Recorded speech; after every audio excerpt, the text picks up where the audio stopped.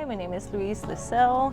I am teaching projection mapping today in our open workshop for a bunch of different students and professionals from all over New York.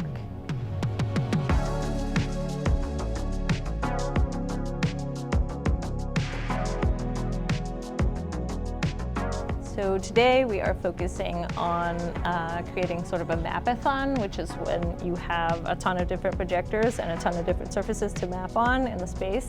And we're going through 3 different mapping workflows in TouchDesigner. So all of the students, some have used TouchDesigner before and some have not.